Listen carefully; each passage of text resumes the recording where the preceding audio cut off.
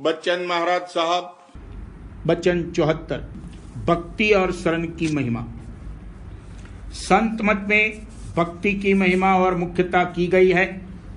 जहां और सब गुण हैं, भक्ति नहीं है तो कुछ नहीं है, और जिसमें कोई गुण नहीं है, भक्ति है तो सब कुछ है।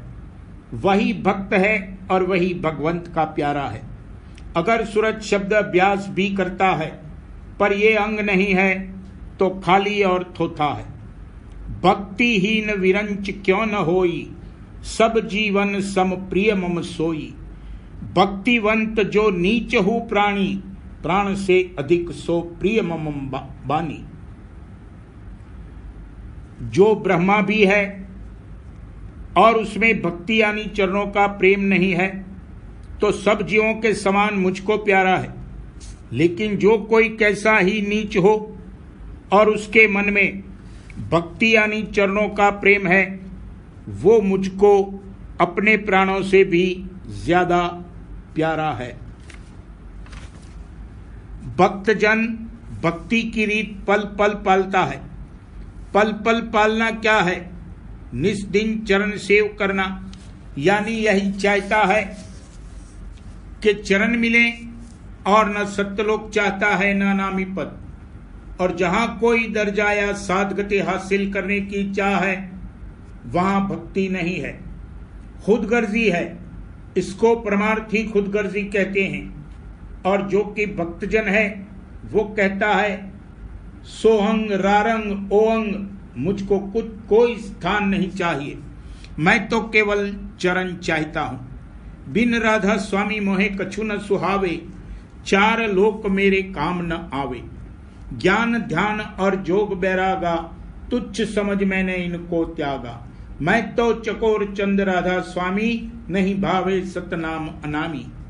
जहां भक्ति का बीज यानी तुख्म है, वहां कुछ और ही खेल है, और जहां बीज नहीं है, वहां कुछ और ही फेर है। भक्ति यानी प्रेम के किनके से कारज बनता है।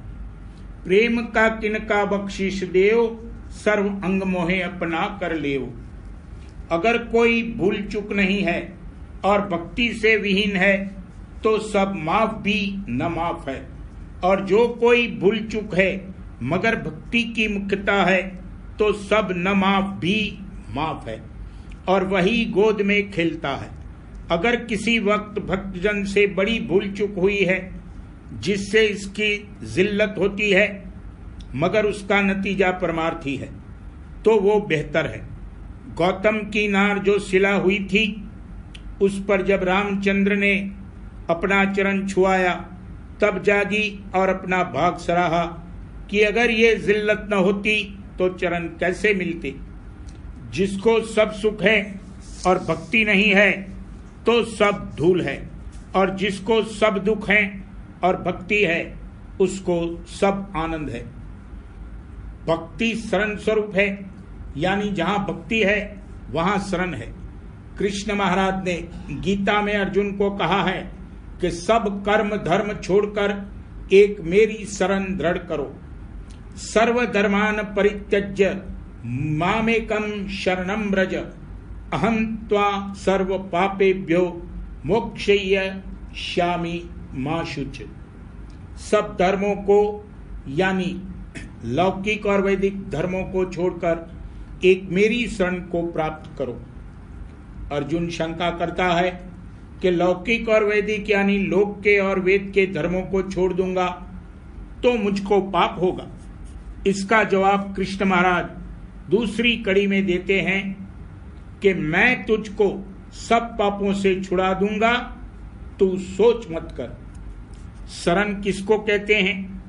दूसरे के अधीन होना, उसी को शरणागत कहते हैं। अपने आपे की रक्षा और हिफाजत के लिए दूसरे का अधीन होना, ये संसारी शरण है। और जहां अपने आपे की रक्षा और हिफाजत से कोई सरोकार नहीं है, सिर्फ अपने प्रीतम यानी मालिक से मिलने की चाह है, वो परमार्थी शरण है।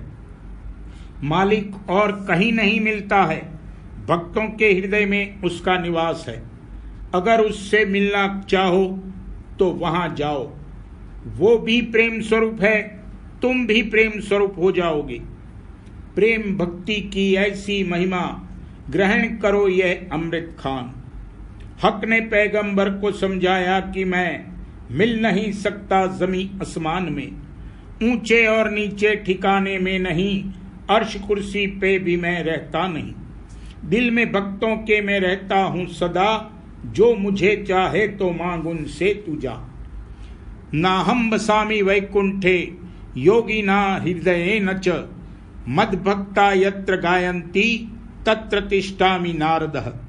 हे नारद, न मैं वैकुंठ में बसता हूँ और न योगियों के हृदय में निवास करता हूँ, लेकिन जहाँ मेरे भक्त मेरा गुणानुवाद गाते हैं वहाँ मेरा निवास है।